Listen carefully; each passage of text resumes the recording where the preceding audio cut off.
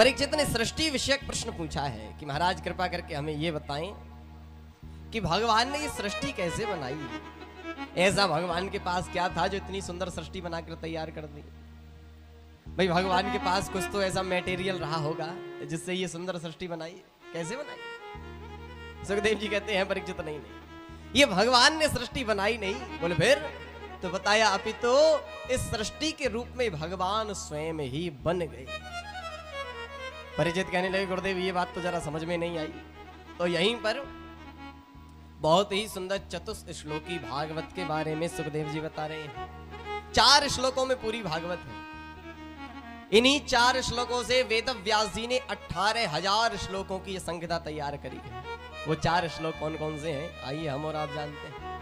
पहला श्लोक बोल रहे हैं अहमेवा समेवाग्रे नान्यद यद सद सत्परम पश्चादहं यदेतच्च यो वशिष्येत शोष्मिहम् ऋतेर्थं यत् प्रतीयेत न प्रतीयेत चात्मनि तद्विद्यादात्मनो माया यथा भासो यथा तमः यथा महन्ति भूतानि भूतेषु चावचिस्वनुः प्रविष्टान्य प्रविष्टानि तथा तेषु न तेष्वहम् एतावदेव जिज्ञासं तत्त्वजिज्ञासुनात्मनः अन्वया व्यतिरेकाभ्यां यत् स्यात् सर्वत्र सर्वथा। ये 4 श्लोक, इन्हीं 4 श्लोकों में पूरी भागवत समाई हुई है।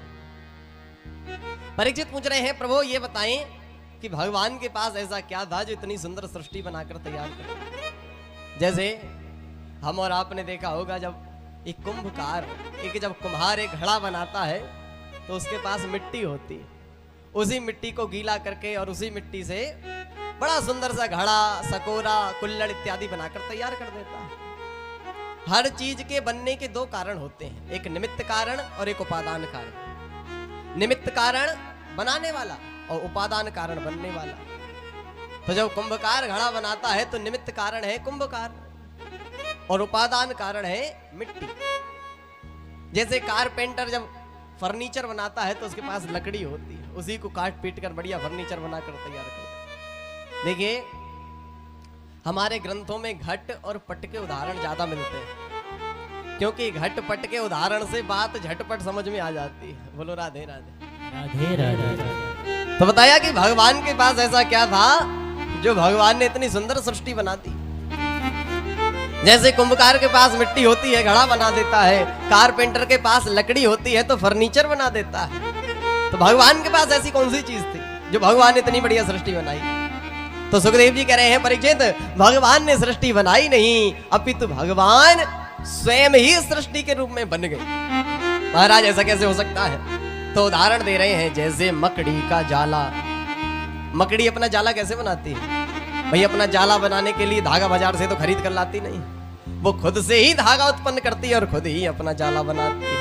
उसी प्रकार भगवान भी इस सृष्टि के रूप में बने हैं, बनाई नहीं है। इसीलिए कहा जाता है सिय राम में सब जग जग। जहां देखो वहीं भगवान है क्योंकि ये पूरी सृष्टि ही भगवान का स्वरूप है।